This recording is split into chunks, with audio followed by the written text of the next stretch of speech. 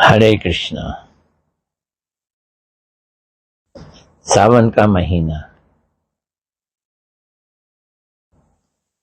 बड़ा ही प्रसिद्ध माह है। ये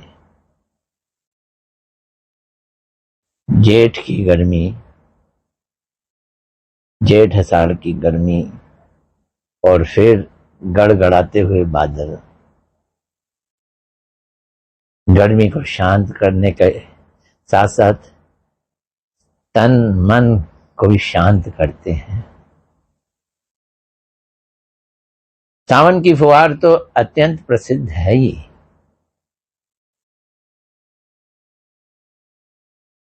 चारों ओर हरियाली छा जाती है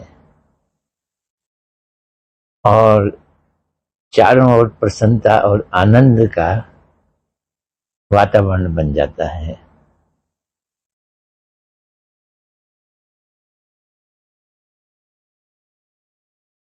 भक्त लोग हर चीज को भगवान के साथ जोड़ते हैं। सावन के महीने में ब्रज में विशेषकर घर घर में डाल डाल में झूले डल जाते हैं। ससुराल से महिलाएं अपने पीहर आती हैं। सावन के महीने में ये विशेष प्रथा है वहां पर।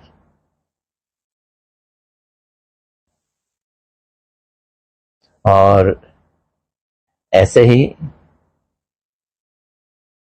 राधा रानी भी अपनी ससुराल जावुट से अपने मायके बरसाना आती हैं, पीहर बरसाना में आती हैं। ये मामूली बात नहीं है, ये दिव्य बात है, क्योंकि भगवान की दुनिया की घटना घटित हो रही है।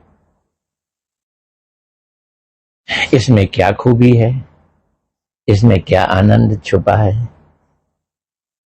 इस पर थोड़ा सी चर्चा करते हैं।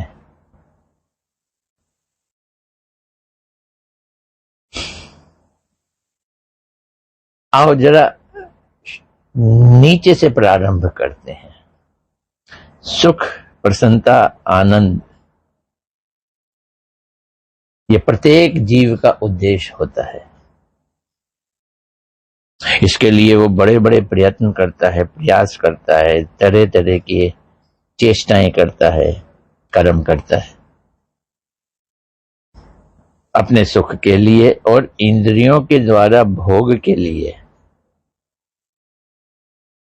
जीव तरह तरह के पापाचार भी करता है, शास्त्र से विरुद्ध भी कर्म कर जाता है, जानते हुए ना जानते हुए।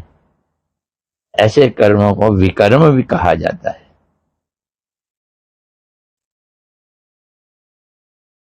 इंद्रिय सुख तो पता नहीं मिला का नहीं मिला, मिलेगा भी कैसे। श्रील प्रभुपाद कहते हैं इंद्रिय सुख से तृष्णा बढ़ जाती है। तो जब तृष्णा बढ़ गई तो सुख कहां मिला। ये तो सुख की चाहत बढ़ गई तो अंदर की खुजली बढ़ गई ना, और पाप कर्म करने के कारण दुखों का अंबार को न्योता मिल जाता है, नरक के द्वार खुल जाते हैं। अगर कोई शास्त्र के अनुसार भी कर्म करता है पर अपने सुख और इंद्रियों के भोग के लिए, तो पुण्य करना पड़ेगा। पुण्य करने के बाद वो भोग करेगा, भोग करेगा तो फिर पाप हो जाएगा, और फिर धीरे धीरे धीरे धीरे वो पापाचार में पड़कर नरक के द्वार खोल देता है। भगवान भगवत गीता में कह रहे हैं यही संस्पर्श या भोगा दुख योन्य एव थे। ये इंद्रियों के जितने भी भोग हैं यही दुखों में बदल जाते हैं। अब इंद्रियों को तृप्त करना, इंद्रियों को तुष्ट करना, इंद्रियों को सुखी करना, यही हम जीवन का सुख समझते हैं। इसको करने से हमें दुख मिलते हैं, तो सुख मिलेगा कैसे? ये एक बहुत बड़ा प्रश्न चिन्ह है कि सुख मिलेगा कैसे। दरअसल जो हमारा असली स्वरूप है आत्मा, ये इंद्रियों से परे है, शरीर से परे है। इंद्रियां, शरीर और मन ये जड़ वस्तु हैं, और जड़ वस्तुएं जड़ वस्तुओं से सुख की डिमांड करती हैं। लेकिन आत्मा का सुख इंद्रिय तृप्ति से नहीं है, जड़ शरीर के भोग से नहीं है। आत्मा का सुख कैसे मिलता है? आत्मा चेतन वस्तु है। जब ये चेतन वस्तु, परम चेतन वस्तु भगवान को प्रसन्न करती है, तो उसके रिटर्न में आत्मा को अथाह सुख मिलता है।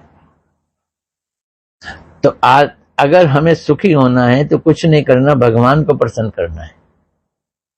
आदत पड़ी हुई है इंद्रियों को प्रसन्न करने की, इस आदत को छोड़ना है और भगवान को प्रसन्न करने की आदत डालनी है।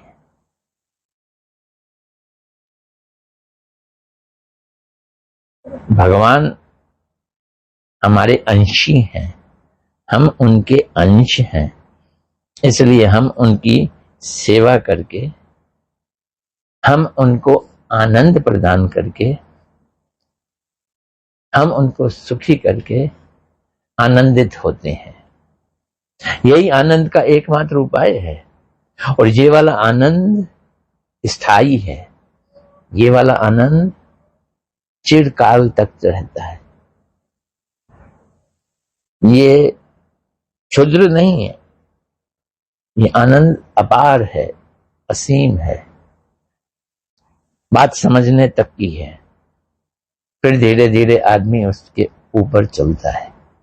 जिसने इस बात को समझ लिया वो इंद्रिय भोग से हमेशा दूर रहने की कोशिश करेगा, संसार को कंट्रोल करने की चाहत से एकदम परे रहेगा। भगवान को खुश करना है, भगवान को प्रसन्न करना है। कैसे करें? एक तो उपाय है, सरल उपाय है, भगवान का नाम जाप कीर्तन, हरे कृष्ण कृष्ण कृष्ण हरे हरे, हरे राम राम राम हरे हरे। और ऊपर उठ जाओ,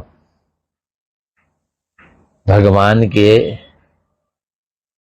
लीलाओं में, भगवान के कथाओं में जरा प्रवेश करने की कोशिश करो। तो भगवान को हम कैसे प्रसन्न करें? तो तरह तरह के प्रसाद बनाकर, उनको भोग लगाकर हम उन्हें प्रसन्न करते हैं। और सावन के महीने में उनको झूले पे बैठाकर, झुलाकर हम उनको आनंद प्रदान करते हैं। आनंद हम राधा कृष्ण को झूले में डाल के, झूले में बैठाल के और उनको झुलाकर उनको प्रसन्न कर रहे हैं, लेकिन वो रिटर्न की प्रसन्नता हम लोगों के लिए असीम आनंद का कारण बन जाती है।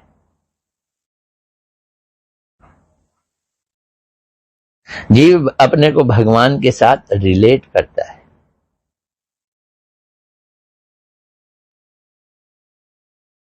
अब और आगे बढ़ते हैं। सावन के महीने में राधा जी अपने ससुराल जावट में हैं। जावट में उनके ऊपर एकदम पहरेदारी बनी रहती है, उनकी सास, उनकी ननंद की। वहां कहीं बाहर निकलना उनके लिए बड़ा कठिन कार्य होता है। हमारी प्यारी राधा रानी वहां बहुत दब के रहती हैं।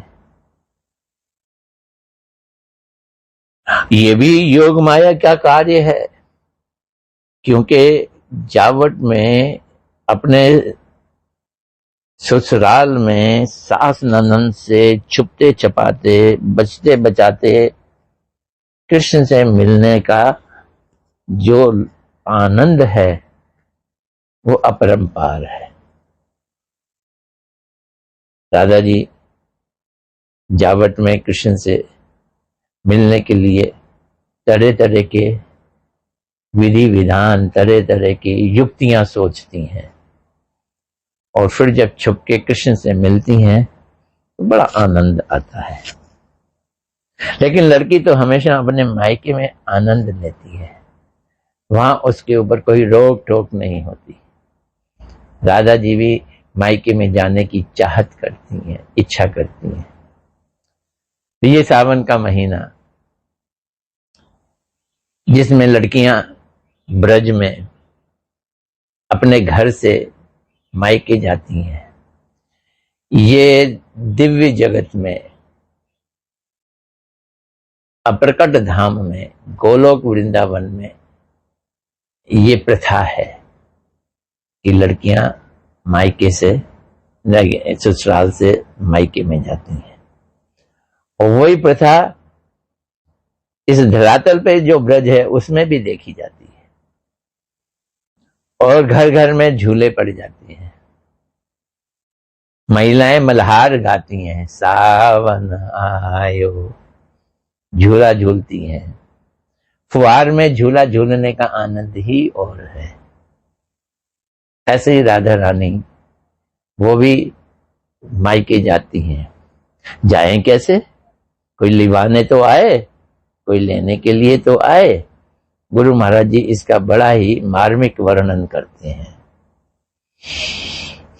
सावन के कई दिन बीत गए, लेकिन राधा जी के पीहर से कोई राधा जी को लेने के लिए नहीं आया।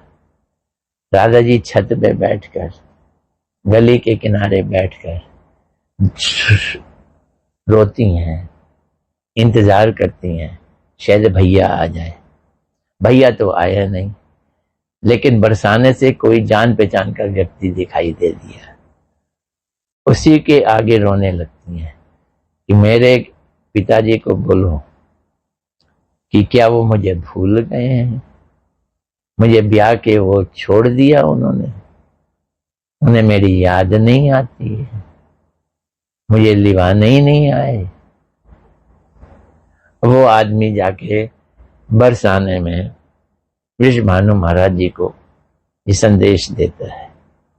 वृषभानु महाराज जी तुरंत श्री दाम भैया को, राधा जी के भाई को भेजते हैं।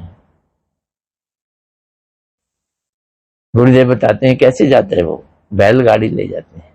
ये स्पेशल बैलगाड़ी है जिसके पीछे गाड़ी में गद्दे बिछे हुए हैं, मसलन है, तकिए हैं, आराम से आदमी बैठ सकता है। तो राधा जी को बैठाल के लाने के लिए जब श्री राम घर पहुंचे, किसके घर पहुंचे?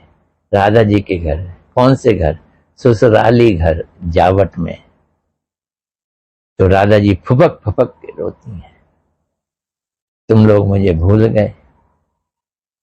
अब वो गाड़ी में बैठाल कर वापस लाते हैं, बरसाना में लाते हैं। राधा जी बरसाने में एकदम उछल उछल के नाचने लगती हैं। पिताजी की देखकर उनसे लिपट लिपट के रोती हैं, और जो भी उनकी जान पहचान है मैया से लिपट के रोती हैं।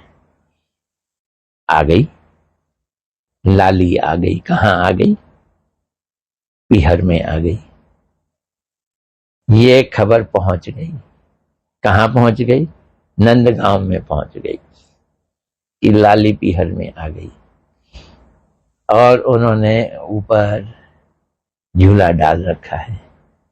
राधा रानी ने और उनकी सखियों ने झूला डाल रखा है। अब कृष्ण भी वहां झूले पे पहुंचते हैं। अब राधा कृष्ण को झूले में बैठाला जाता है। राधा जी नटी आ जाती हैं, मैं इस काले के साथ नहीं झूल सकती। अब देखो, कृष्ण को आनंदित करने में जो सर्व सक्षम है वो राधा जी है।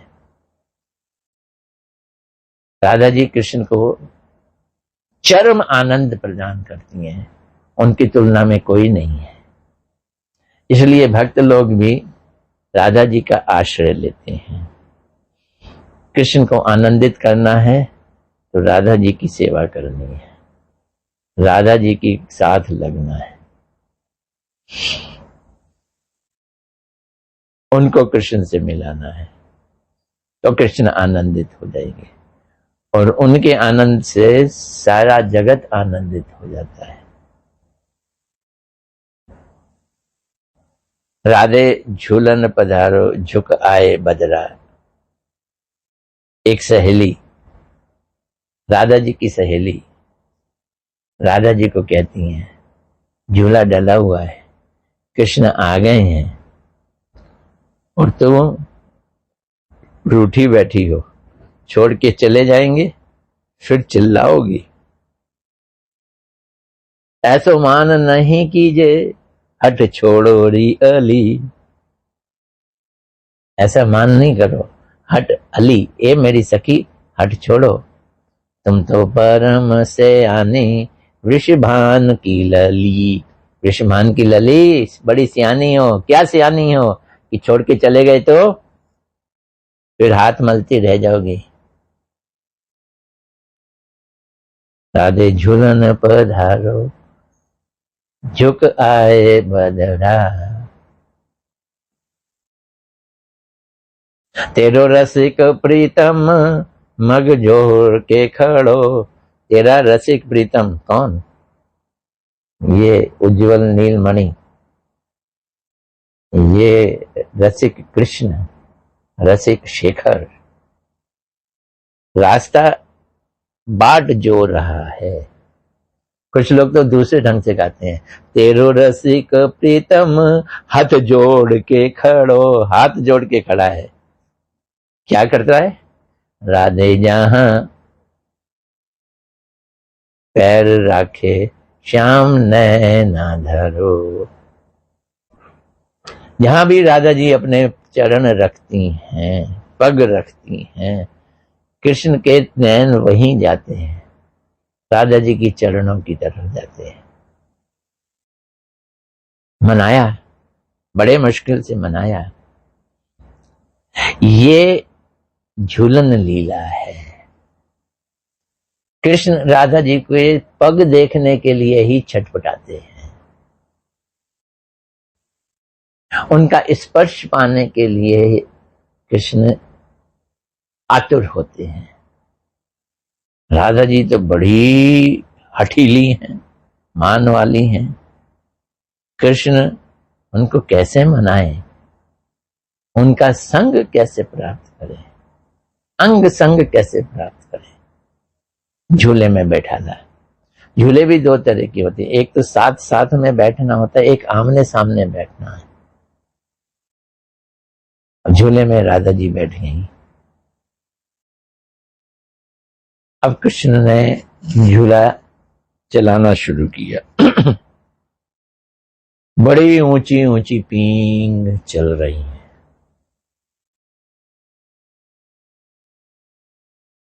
इतनी ऊंची कर दी एकदम राधा जी घबरा गई और कस के उन्होंने कृष्ण को पकड़ लिया।